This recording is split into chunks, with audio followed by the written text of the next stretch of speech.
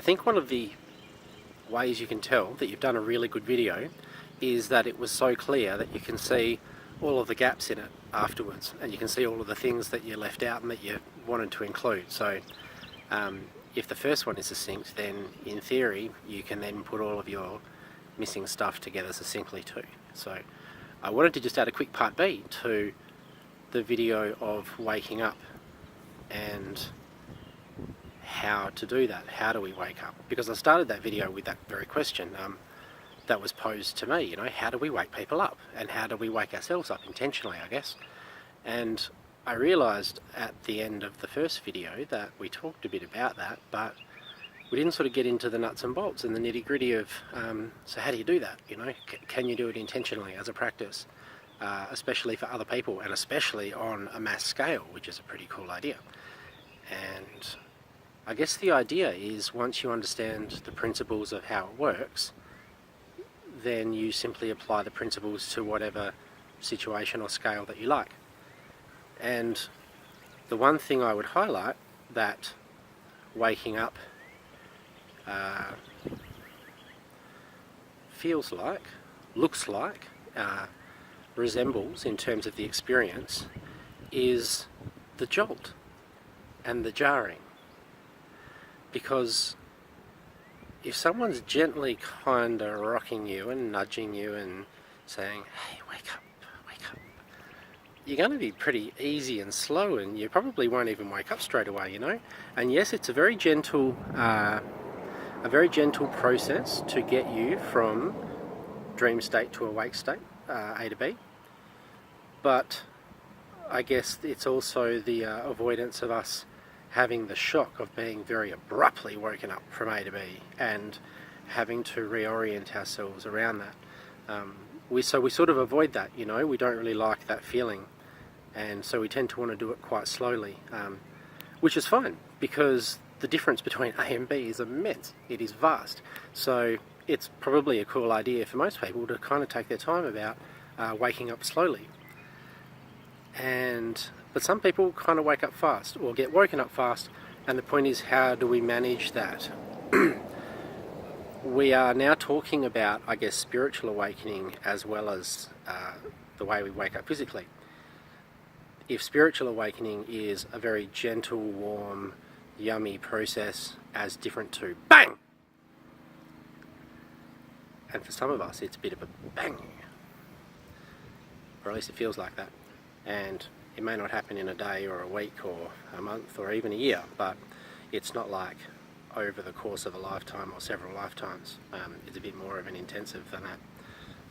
So if we are to apply that theory, apply that understanding to initiating that process in others, then there needs to be, I guess, a very clear effect of bang, of jolt, of jar, something that can completely change people's gears, a complete gear change in a very short period of time, rather than a gradual ease into new learnings and knowings. So how do we do that?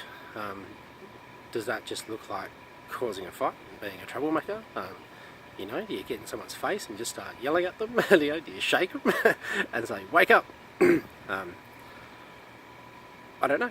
And I guess it's not really the purpose of this video to get into that. Or maybe it is. Okay. No, let's say it is. Because it sort of is. Let's say it is. So how do we agitate people? Okay, so think about this. Let's imagine that someone walked up to you in the middle of the street or wherever you happen to be, and they walked right up to you and stopped you abruptly, and they put their hands on your shoulders and looked you straight in the face and started screaming, wake up! Wake up! And started shaking you as if you were fast asleep, as if you were in some form of a coma, and they were abruptly awakening you out of whatever dimension you're in and ripping you into some other place that they obviously are or feel that they are. That would feel very weird. That would feel very weird to you, because you would think, first of all, they're probably a bit crazy, and based on the idea that, well, why are you telling me to wake up? I'm already awake. But just imagine for a moment that if some nutter came up to you and started shaking you and yelling at you, wake up, that for a moment you took on board what they were saying, and just for a moment considered that maybe they were right. And in that moment there would be a response of a bit of anxiety or fear maybe, because what this nutbag is accusing you of is not just some little thing. Like, if there's any truth at all to what they're saying, it's fairly significant. So it's worth considering, and it's worth considering truthfully. What would happen? What would happen if we just kind of got someone in our face, or got in someone's face?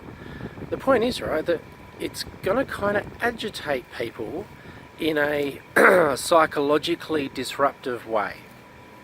It's going to throw people's sense of self, maybe stability. It's just a really fucking weird thing to do, and that throws people a little bit. And I guess the idea behind the feeling of anxiety or feeling thrown is that it is mimicking or likened to that feeling of waking up or being woken up abruptly. There is some disorientation and some weirdness around that. So I guess we're trying to imitate that, or mimic that process and elements of that process. I don't know. That was just a weird thing I was thinking about while we're on camera right now. So there you go. On a mass scale, how do you do that? Because you don't really have 10 million arms, so it's hard to grab 10 million people and go, oi. So how do we do that on a big scale? How do we smack? How do we bang? Rather than have some prolonged kind of process. Because anything on a major scale, anything with any sort of scale, moves a lot slower and inherently moves slower because it is a bigger animal. Bigger animals move more slowly. So how do we do that? Well, I guess we need to look at events of the past, and one of my favourite recent events of the past where there was a significant change in a wave of consciousness around the globe in a short period of time was around 9/11. And regardless of all of the political truths, beliefs, bullshit, blah blah blah, the truth is that for days, maybe even a couple of weeks, the world got on the same page, and the world, maybe not the world, but largely the Western world, got on the same page and realised that in one act something significant could happen to the contemporary global community. And it brought people together, and you saw it on the news, you saw it in New York, you saw it just in the feedback of people on the streets. It was an act of unification, at least for a brief period of time before the truth of the event and natural human apathy kicked back in, and we all just went, and then moved on to whatever. But it did have that effect for the short term. So how do we up an event of that magnitude? How do we significantly up an event of that magnitude where it has a profoundly deeper effect on a profoundly wider group of people for a significantly longer period of time other than just a few weeks? How do we make it a lasting realisation to initiate change? Well, obviously it has to be something that affects every single human on the planet, and not just a major nation or a major country or a loud country. So what would affect every single human on the planet? Well, we go into health, so a global epidemic at a very rapid rate, a series of natural disasters, especially around major cities and major populated areas. Let's get off the planet now, however, though, and start looking at extraterrestrial and alien visitation and direct contact and even direct communication. That will pretty much put the world on pause for a moment and radically alter consciousness and traditional views around religion, creation, all of that sort of stuff. I mean, what if we get an answer? What if someone rocks up here and says, look, I look like you, you look like me, isn't that funny? And that's because we made you. Like, there goes religion. Imagine that. And it just takes like simple realizations or announcements like that that will effectively wipe whole elements of our human consciousness clean just overnight. So Jesus, other deities, arcs,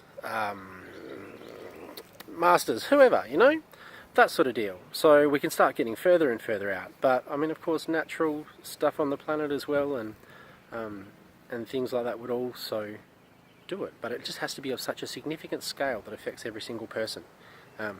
Which is why, also, when you see on, you know, movies and TV shows and all that, you see all these great masterminds, you know, mastermind villains and evildoers and so forth, and they're all doing the same sort of stuff, you know. They're all plotting chemical damage and using technologies, and I mean, that's where they're going, you know.